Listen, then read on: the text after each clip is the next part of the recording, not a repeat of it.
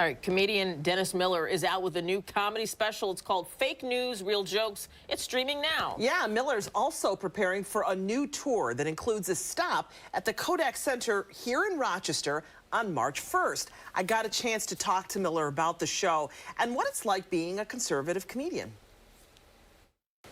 Good morning, Norma. That's my beloved mother's name, so nice to talk to you. Oh my goodness, I don't know too many other Normas, so it's great to hear that there's another Norma out there. All right. And you do everything Norma tells you to. God rest her soul, has passed on, but she was the loveliest of creatures, as I assume you are too. I think social media has allowed us to all come together as one and realize there was really no reason whatsoever for us to all come together as one.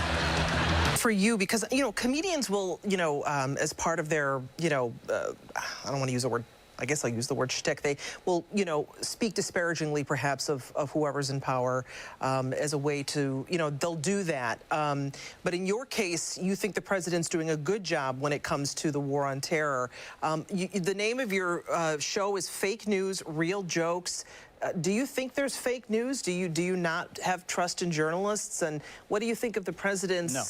Well, listen, can I just... Hold on. Can I finish? Okay. What do you think of the president's interaction with Jim Acosta from CNN recently? Now? Yes. I don't remember this sort of press room scene during Obama. I might be wrong, and maybe you can tell me as a journalist. I don't quite remember it being this way in the 8 years of Obama. It seems different to me. It seems a little more ill-mannered. Maybe I'm wrong. Maybe it was this contentious. I don't think so, though. Do you? No, I do not recall it being that way. No, I do not. No. Well, I just think that there's a point between asking a pointed question and then getting a little, it gets a little ill-mannered, a little creepy, and I guess Acosta crossed that line. But he's a hero to his friends and his coworkers. Do you believe that there is such a thing as fake news?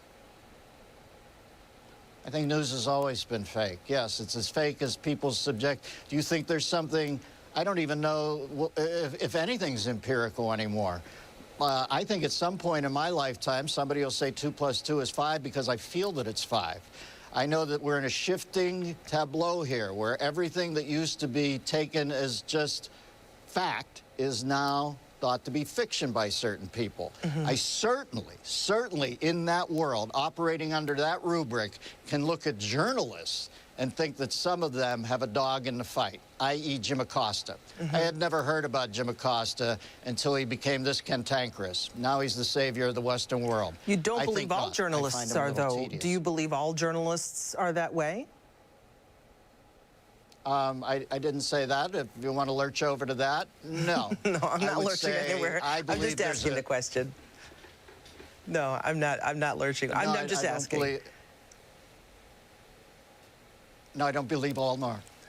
Okay. So, Dennis, the thing, I heard you talk to Jimmy Kimmel, and what I liked what you had to say was that, look, you've got friends, people whom you love, who are on both sides of the political spectrum, and, you're not trying to demonize anyone or say, I don't like them because they think this way or another way. You're saying, look, this is just how I think, and I find humor in a lot of it. Would you say that's accurate?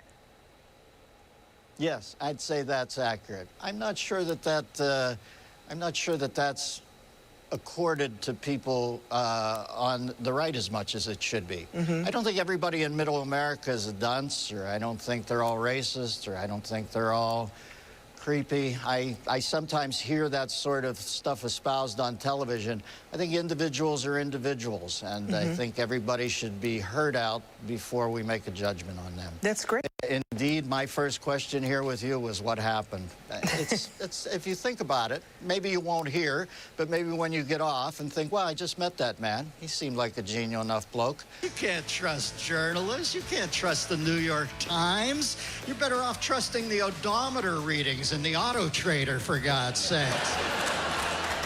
You want to know how little a journalism degree matters? I have one. So when you come to Rochester, and there's a lot of people who are really excited to see your show, you know, when you talk in your show, I mean, are you going to talk about the old days of SNL? I mean, what kinds of things are you going to get into? What can they expect to hear from you? Well, I'm going to be there with Mark Steyn, who's a very bright guy, and he's also somebody that perhaps he'll be on advertising the show, and you can ask him what happened to him, too. But we're going to try to talk for an evening and have fun and talk about the issues. And I don't think I'll go back and talk about Saturday Night Live because I haven't been on in a long time. But I think we'll just have to have a light touch about a very serious world. It is a serious world, but it sounds like you're saying, you know, we need to somehow be able to poke fun at everything and laugh about it. Would that be correct? Would you say that so?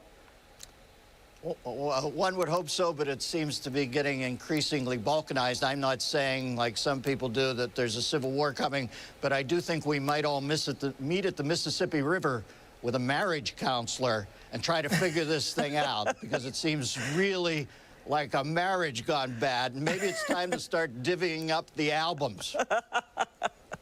I like the way you think. I like the way you think. Dennis, I think there's a lot of people looking forward to seeing you.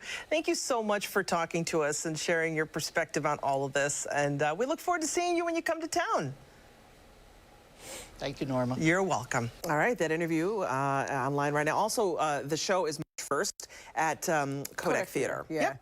And you were saying there was a little technology challenges. There was a delay there. Yeah, so sometimes when you're doing satellite interviews, there's a bit of a delay. And so there was a moment at which I was asking him a question, but then he was answering, but then I was talking because I didn't. It was just it was a delay, and sometimes that can come across as if we're stepping on each other's toes. Yeah, we've all been there. It's interesting, the discussion just about, you know, fake news and his thoughts. And I did an interview recently with Newseum because they have an exhibit there in Washington, D.C. that addresses fake news. And, you know, this isn't new. This is, the term has been, you know, maybe it's different now, but it's been around for a while, this term and this notion. So yeah, I mean, I always think that as a consumer of news, you need to check the source of your news all the time, no matter what, whether you find it, you know, find out what the truth is.